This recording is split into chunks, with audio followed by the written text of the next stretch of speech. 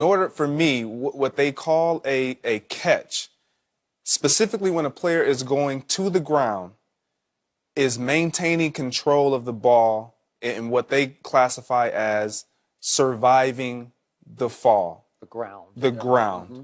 But in my opinion, when you leave the ground and you make the catch and you put your hands on the ball and you have clearly caught the ball and you are not currently on the ground, because most catches are made with the receiver's feet already on the ground. And then, okay, if he gets tripped up, whatever happens, happens. But I believe if you leave the ground to make the catch, that has to be taken into consideration. We have players who dive and just throw their body out and catch a ball, and then the ground can then jar that ball loose, which I believe is unfair. Now, if it's drastic, if you just completely lose the ball, that's one thing. But if the ball moves because you have stretched your body out and you have already left the ground, you are in midair and you hit the ground and the ball moves, you got to be given some kind of grace, in my opinion, because it's hard enough to secure a ball with feet on the ground, have a guy tackle you, land and hit the ground, and the ball still not move. Every ball moves to some degree if you don't have it against your body. Every ball moves to some degree. Your hands stay around. Yeah, you can look at your hand. When they get in the vice grips, it's over. I get that. Wait a second. He had better hands than you. But you won't bet nothing. Yes, I'll bet that. I'll bet Thank that. you. Hey, I'm not Hall of Fame. I'm not Hall of Fame, but I'll bet that right there. 815 to 400 says otherwise. I get, whoa, 400. You gonna do me like that? Okay, 450. No. You had 500? I'm over 5, man. Watch out, Shaq. Careful. Careful.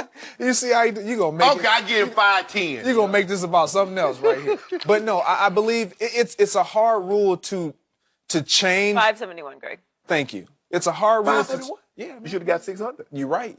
If I'd have stayed with my guy, I might have did it. But it's a hard rule to change because there are so many variations of this that has taken place that look different. But just going off the one we just recently seen, Jesse James is midair and a body part touching the ground gets you inbounds. That's outside of the hand. A body part that touches the ground is equivalent to 2 feet. Once he did that, that's surviving the first contact with the ground. He still had possession. He turns upfield, stretches the ball out. He makes a football move. That's my issue with last week. He makes a football move. The ball crosses the plane. The play is over at that moment. I don't think they should change the rule. The rule is crystal clear. They didn't just implement this rule for the Pittsburgh Steelers game. The rule has been crystal clear. Player leaving the ground, coming in contact with the ground, Skip, you must maintain possession throughout the entirety of the catch. So let me ask you a question. If you catch a ball on the sidelines and you go out and you do this out of bounds, is that a catch, Greg? Yes or no?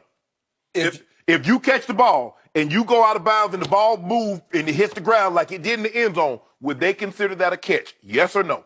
Well, no, but have you caught it and made a football move Exactly. before you go out of bounds? If you catch it and you go to the ground out of bounds, is that and the ball moves Are you diving out of bounds to catch the ball? You did exactly what he did there. Okay, now what he did was catch the ball, make a football move, and then try to slam it across the goal I still believe if he's trying to get out of bounds to stop the clock and he reaches out of bounds and the ball moves, yes, that's what he did was a catch. Call it back.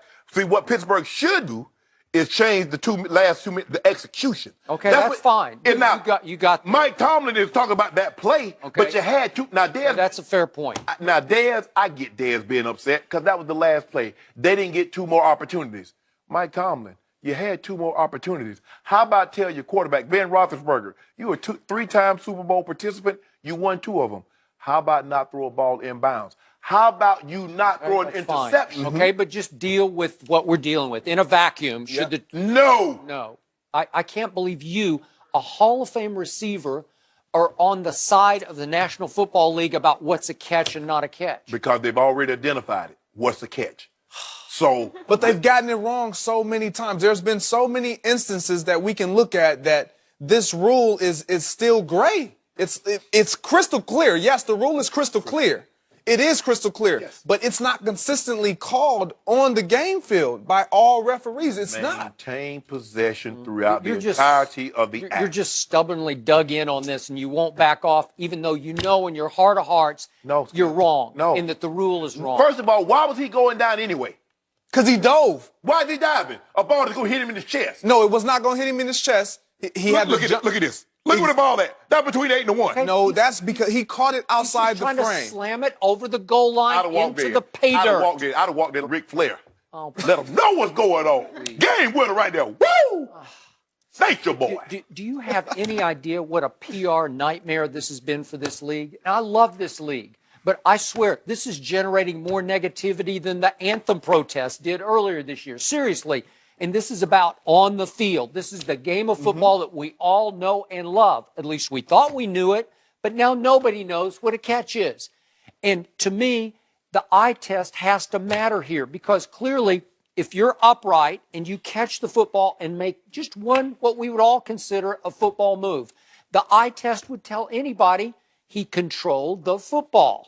And why do running backs get all the breaks and have all the advantage? Because he's a runner, Skip. He's running. Okay, just think about what a runner gets to do. A runner can get to the goal line and just do this with the football and lose it completely, like literally fumble it. But if the nose breaks the plane, it's a touchdown, right? He didn't catch the ball. Okay, he ran I with got the it. ball. But all these guys have caught it and become a runner because they've controlled the football. And what's the antithesis of survive the ground for a receiver? It's a running back. You say the ground can't cause a fumble. Am I right? So that doesn't make any sense. So if you have to survive the ground as a receiver, a running back, the ground can't knock the ball out of your hands. It can't cause the fumble if you've been touched. Skip. If you dive, Skip, and nobody touches you and the ball pops out, the ground can cause a fumble. So what happened Sunday? Incomplete. So no, because did he survive his initial contact with the ground?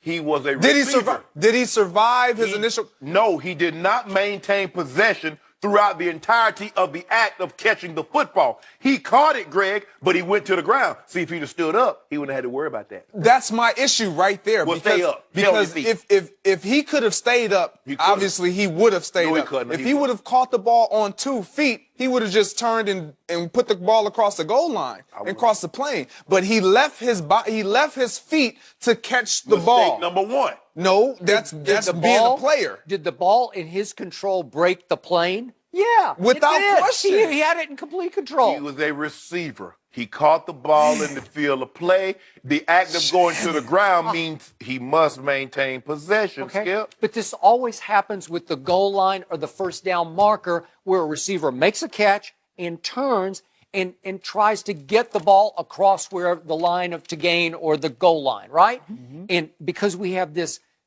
just defies common sense, this idea of you have to complete the catch going to the ground. The act has already been completed. No. Des Bryant has the ball in his hand. That is the act. He puts the ball in his left hand because he's left-handed, and he tries to do what every running back, after he's run like a step and a half with the ball, he's going to break the plane, he's going to slam it down across the goal line, and that suddenly disqualifies the catch because he doesn't complete the catch. He already completed it. Because if he doesn't stretch the ball across the goal line, he lands at the 1 yard line. So it is already hard enough. He has to make the football move with his ball mid-air, with the guy draped on him. Would you rather have the ball at the 1 yard line or an incomplete pass?